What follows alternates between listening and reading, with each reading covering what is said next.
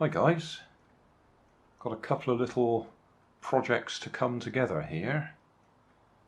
In my recent post bag I showed you I got this from AliExpress, 2.4 gigahertz transmitter, 2.4 gigahertz receiver. I've just checked the listing, it says it runs on 6 to 7.5 volts. So it should be alright with a 2S LiPo. Got 4 wires there, M plus, M minus, M plus, M minus, so that's the motor wires. That'll be the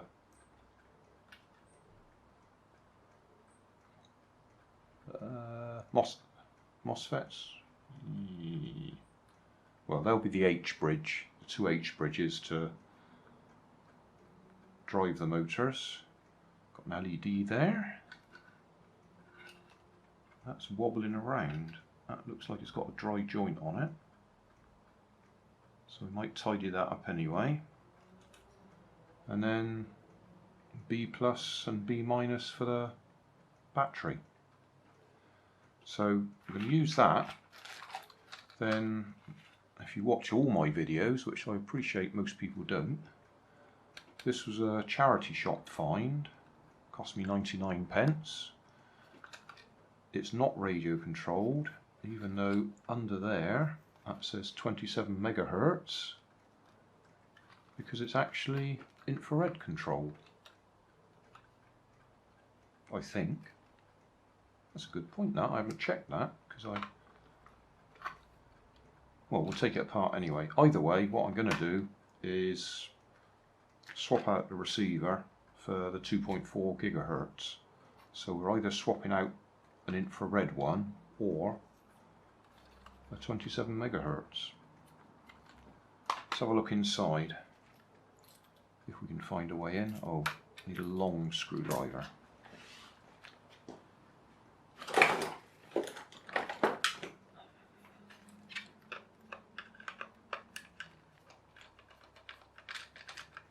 That would be funny if it is 27 megahertz, because I picked it up looking at the top, the red plastic, assuming it was going to be infrared.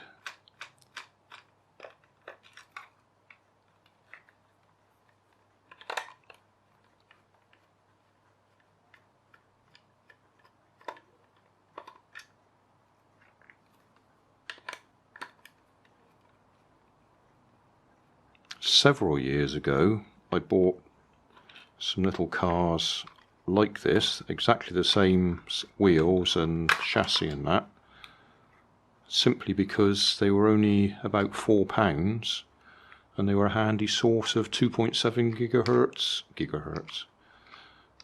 2.7 megahertz transmitter and receivers for other projects. Yeah, we can see clearly that's an infrared receiver. So this is infrared, but it's obviously they've used the same chassis that they would have used for their 2.7 megahertz model.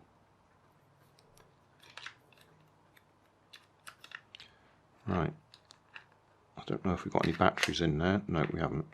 So 3 1.5 volt batteries, that'll give us 4.5 volts. Might not be enough to run that. We'll find out.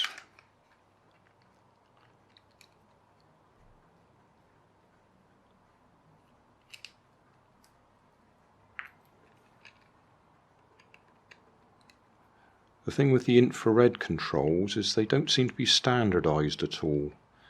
It's very rare I can get a random infrared controller to speak to a random infrared receiver. Right, do you think that'll fit in there? Yeah, it should be alright.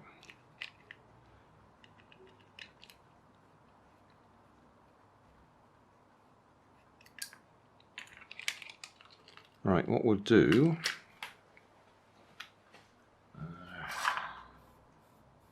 is we'll desolder everything first.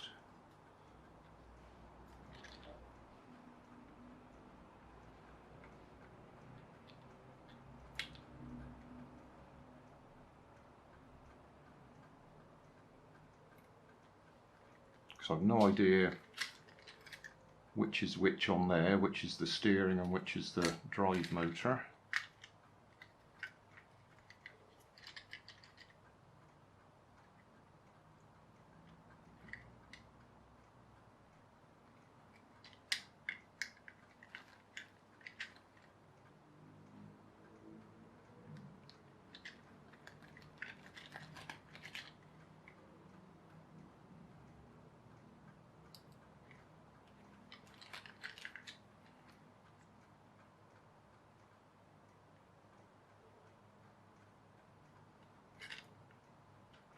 Right, so that's our infrared receiver board. It still has the same basic components on it as a radio receiver, but it has something that interprets the infrared rather than something that interprets the radio frequencies. Can't quite see what that chip is on there.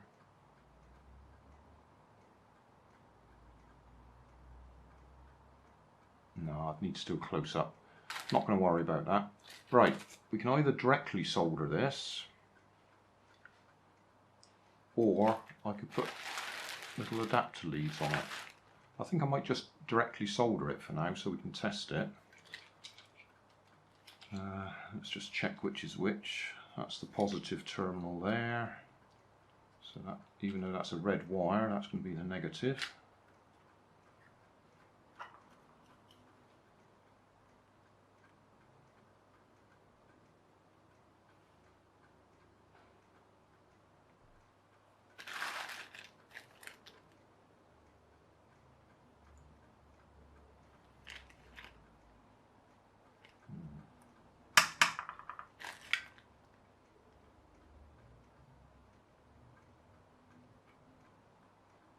I don't know what they've used, what sort of solder they've used, but it doesn't like to mix with the solder I've got. Alright.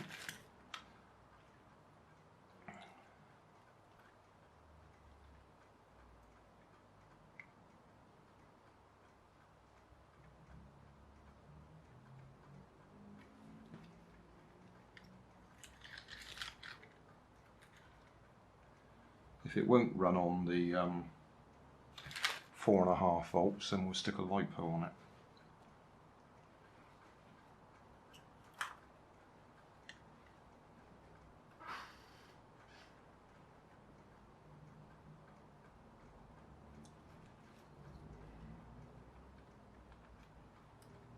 Right, we'll just try these at random.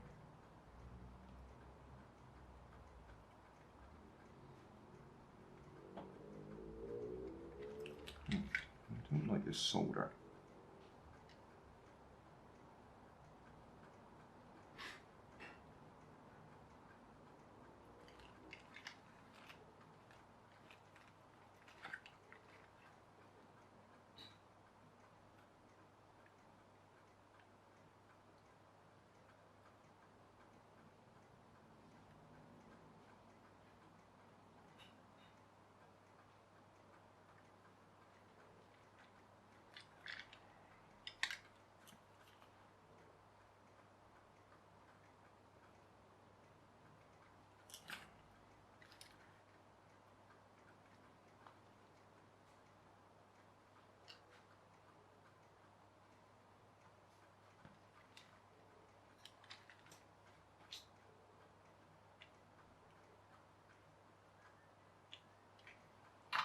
Right, I'll go and get some batteries so we can power it up.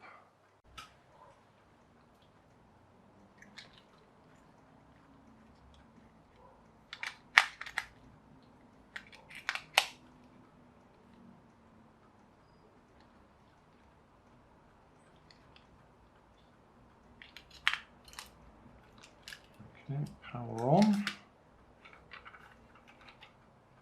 Power on.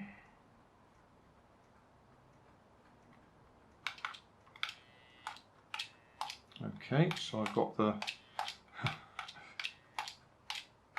Oh, that's interesting.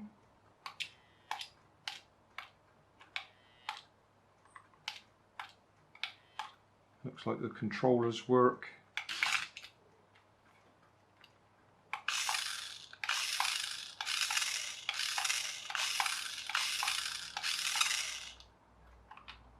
On all 4 positions. Didn't expect that. Anyway, I've got them the wrong way round. So we'll sort that out.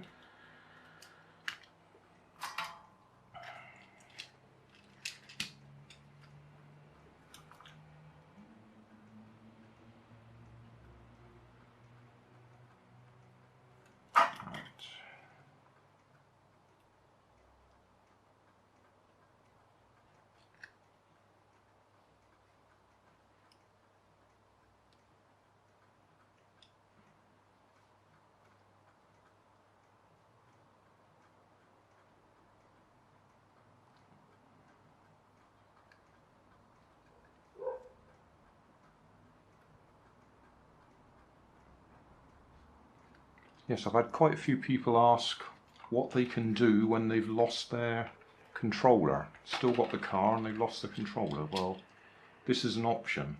Buy yourself AliExpress a suitable transmitter and receiver kit.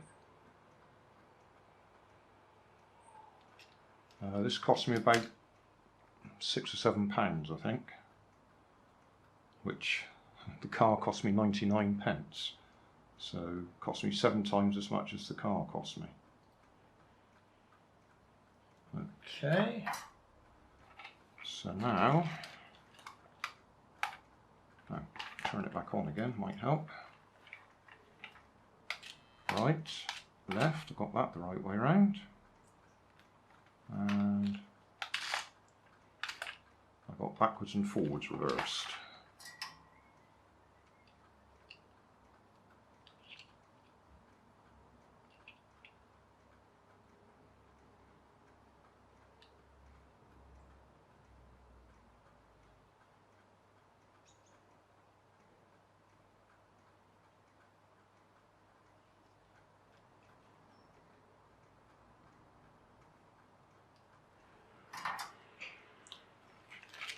So,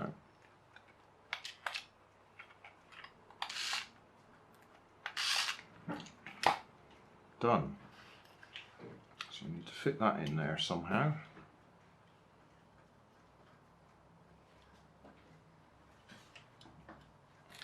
I think we can do away with that bit. Just put that on top. I'll put a bit of hot glue on it just for the time being. There we go, just a couple of little bits of hot glue just to hold it still.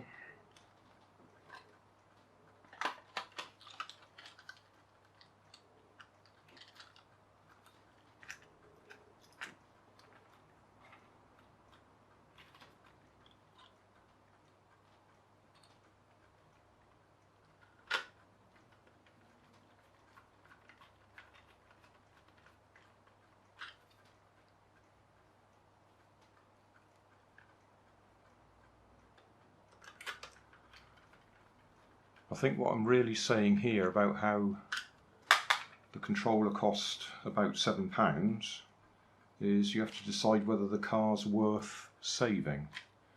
If it's your old favourite little toy grade radio controlled car, then yeah, it might be worth spending the money. If it's one that only cost a couple of pounds to begin with, then it probably isn't worth spending the money.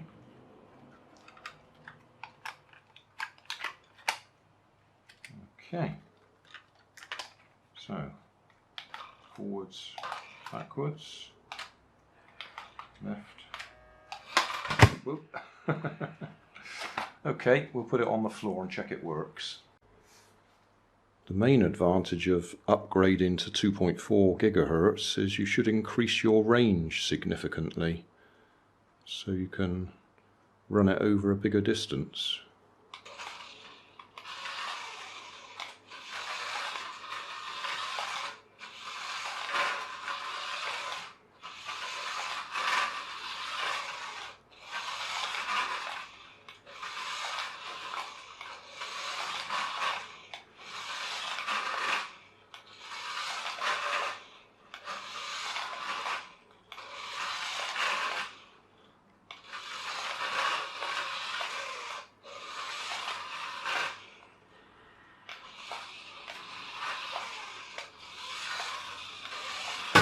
Oh.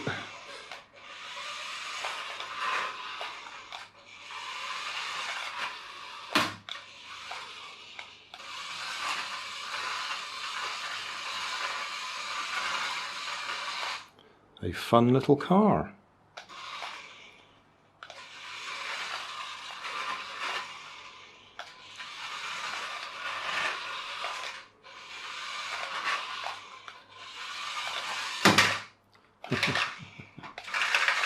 Oh,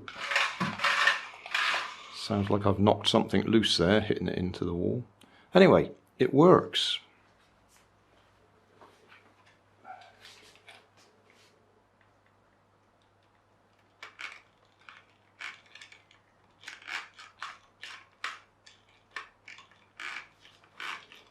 That sounds to me like we've actually got a slipping gear, or a broken gear.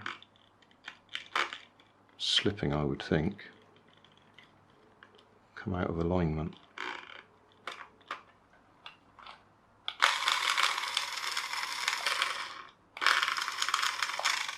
Still, I'm not going to take it apart to find out.